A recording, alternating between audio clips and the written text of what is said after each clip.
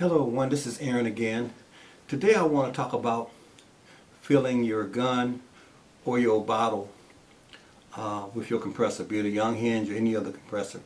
I want to talk about a few things because I've had a number of people over the years here and there ask me, Aaron, you have the compressor, you have your gun, you have your bottles, and you're recommending this and you're recommending that, but you never talked about actually the process of filling the gun or the bottle. So today I want to deal with that subject of that, and I want to do it in a cautionary way in terms of some things that I believe to be true and some things I've learned. So with that, let's just talk before we actually go into the filling. I'm not going to fill the whole gun, so don't think you're going to be watching me fill a whole bottle or a gun. We're going to talk about the process and just demonstrate something really quickly in that regard. So anyway, let's just talk about the two. Let's separate some things between the two. Okay, first of all, when I'm filling my bottle, and I've had all kind of recommendations from people in terms of keeping this thing cool or other ones cool that have a pump process. And they've everything from putting antifreeze in the water, which I don't think is necessary, putting ice in the water to cool the water down, and that would help a little. It would help a little. But one of the things you got to understand is the water is going through here and it is cooling this. But if you have one of these, I dare you to let it go for about 5 minutes and then touch either this tube here, this high pressure tube here, or this high pressure tube here. You will burn yourself. Probably be third-degree burns very, very quickly because it gets that hot. So for me, what I recommend and what I have recommended when you're filling your bottle, because it's going to be taking a lot of time, this thing is going to get a lot of heat build up, is to wrap these in cloth. And these are wrapped because I leave it around there. What I do, I just leave it around here like that. And whenever I'm doing the gun, I don't wet it because it's not going to get that hot. But when I do the bottle over there, where it's going to be a few minutes and the thing going to get very, very hot, I just spray this. Now, I spray this and get it moist, and it's going to evaporate and keep these things cool. And I'm going to talk a little bit about why I think that is important in a second. In filling the gun, as I said, no need for that because it's going to happen very, very quickly. So, now I have seen people and heard of people filling their guns directly from the bottle. And I do it too. I fill it directly from it. But let me just say this, whether you're filling your tank or your gun, this little filter that comes on here is not enough. And we've talked about that in the past, that you need to have a molecular sieve and some other things to make sure that the oil and that the water stays out of your system. But I want to get a little bit more in detail into that. But let me just say this. Let's just do a comparison here real quick, just to show you. Okay? All right. Somebody said to me, "Yeah, do this thing really pump oil?" Yes, it does. Because if you know anything about cars, this thing works on the same principle of the car, except for it doesn't have a spark plug in it, firing it down, that sort of thing. But it does have oil in the bottom, and that oil is sucked up, and it keeps the rings from hitting metal on metal and burning out. Okay, some of that oil is going to pass by that and get up into the system and become vaporized, and it's going to travel out. Okay, the reason I want to give this cautionary tale on this is this. Not even from a heating perspective. Okay, if you have oil in here and it's going out, and you have the sieve and everything, it's going to capture, I don't know, 90% of it or whatever, before it gets to your gun. You want to keep it out of your gun. If it gets in here, it's okay, because what is the process of water and oil when it's heated? Both of them would become a gas at some point. Okay, that gas will go through the line and down and into your tank or gun. But once it gets there, it's going to cool. And when it cools, it's going to condensate. When it condensates, it's going to condensate in this bottle. When you fill the tank over here, a little heat is going to heat up on this. If you ever touch it after you feel it, you're going to feel that it's warm. Okay, but as that air comes out, that oil and that water will stay in here and not get directly into your gun. You follow me? because it had a chance to condensate both the oil and the water in the tank before reused back into the gun. Now the cautionary tale for this is this: when you pump directly into here, there's a chance that you're getting oil in there no matter what system you use. But if you're using this system, I can guarantee you get some oil and water in there, water vapor in there. One nice thing about water vapor is it will of course evaporate sometime. Oil is not the same way. Once it's in there, it's there. And I don't know if it can mess up O-rings. I don't know what the long-term effect of it is. I just want to be cautionary on that. So the thing I want to say to you is this: if you fill in a bottle directly, this may be okay. Check around. I don't know. I'm not an expert, but this may be okay because of what I just explained to you. Okay? It's going to condense in there before you add it to your gun. But if you're doing this directly to your gun, you stick this thing on there, I say don't do it.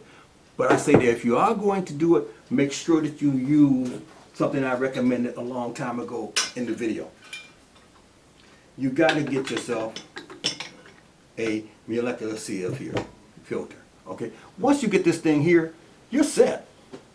This thing here is going to, because of what is in here, between the cotton and the charcoal, if you want that, I decided to take the charcoal out because charcoal is more for purifying the air than breaking it down what I wanted. So I added more molecular sieve, I added more cotton and that sort of thing in here so as to be able to get the oil and the water out. I didn't worry so much about the coal. But it's up to you whether or not you want to follow that process. But let me just say this: if you're gonna blow your gun up directly from your tank that has water and oil coming out of it to some degree, make sure that you have this. Make sure that you filter it not only through this. If you have, I'm talking now to young hen people. This is not enough. But if you have this and you can add it here, now you're in a good situation because now you're just going through this little pre-filter, and I change this all the time. It's going through this pre-filter, so I don't have to change this as much. It's going to go through the pre-filter, it's going through all of this. It's going to have a chance in here because this thing is not going to get that hot. Fill it out there when you're filling. It does not get that hot. It's going to condensate in here. Okay. By the time you get to your gun, it's going to be filtered and condensed out of there, and it's not going to hurt your gun. Okay. So if you're going to be blowing up your gun, make sure that you have this. Do not blow your gun up directly from one of these systems or any system that has water, that has oil in it, directly into your gun. I don't think it's good for the long-term viability of your gun and the O-rings and everything else that are in there. Okay, so with that, what I'm going to do, I'm just going to go ahead and take these rags off of here because what I'm going to do today is not fill that tank over there because it just takes too long, but I am going to fill my gun. And so when I'm filling the gun, as I said, this is not necessary. But I'm unraveling this just so you can see that I really do, and that's the only reason I'm going through this process right now. I really do recommend that you wrap this up because let me tell you what this does. If you can keep these cool right here, as it goes through the high pressure end and comes into here, it's already cool. Okay, the gases have already almost been taken care of. By the time they get here, they surely will be. So the more you can keep the temperature down, you can keep this cool up here. But if this here is still getting, if these high pressure tubes are still getting hot, that heat is being transferred around and through, especially if you're doing your gun directly. So all I'm saying is that I really do believe with all my heart two things. One, keep these two high pressure tubes as cool as you can. Two, make sure you have a molecular sieve to make sure, especially if you put it into your gun, that you have the sieve that is filter all that to keep it out of your gun. Because to some extent, this is going to do it anyway. To some extent, even if you don't have this, because it's going to go in here and once it cools, the oil and all that's going to condensate back down, and it's going to be in here and not in your gun. So that's some extra protection. So just think of the protection now when you think about it from this standpoint. You got this cool, cutting down the condensation. Okay, it's going through the initial filter, and then through the molecular sieve, then out, and then into the tank. And then from the tank, you're going to fill your gun. You're protected. So that's all I wanted to talk about today, was that the importance I think there is of making sure that you keep this gun as safe as you can. I think more so from the oil than even from the water, but from both, most certainly. So now let's go through the process of what I do when I'm filling my gun directly. Okay, I make sure that I got the seal set up the way I do. Now all I gotta do is come over and pull the protection off of my, and a lot of you guys probably noticed I never take, and a guy wrote me about that. He was laughing saying, oh, you still got your probe in your gun. Yes, I do. When you got this many guns, you lose these things. I want to know where they are at all times. Okay, so we're hooked up for it and we're ready to go. Basically, all we have to do is just turn the machine on now and plug up the water source and fill it up. I'm not going to go through all that right now because there's no point in you hearing this machine, this loud machine, filling this over there. But I'll just say in the process, I would hit my button, this thing would start up, it would pump around up here, be filtered out into the gun and be safe. If I was doing it in the tank, the exact same thing. So I just want to say to you guys that have been asking me how to fill your gun, this is how you fill it. Make sure, this was $100 I think, I paid $100 for this and all the parts that are in it, okay, on eBay. Have this to protect that, okay, because this is $100. I think I paid, this is my first one, so I paid $215 for this one. I have one in the back room, as you saw the video. If you did watch the video, I have another one back there that I paid about, I think, $309 or $319 for. Some years later, because I've had this one for 3 years and it's still running great. So make sure, my advice to you is make sure that you save your gun. Because this is $100, this is $215, that was $500, but I have one over there that was $1,800, and I don't want to make mistakes with that $1,800 gun.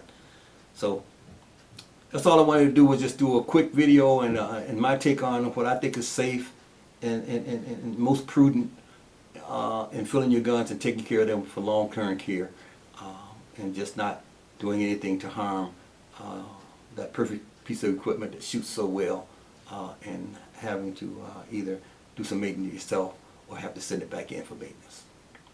So with that, I hope this has been helpful to you.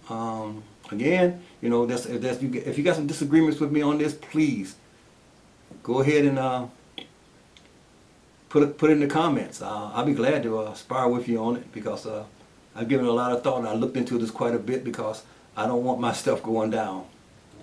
So with that, I want to thank you guys for tuning in, subscribing and commenting, and I want you to just keep it safe until the next video. Have a good one, guys. Thank you.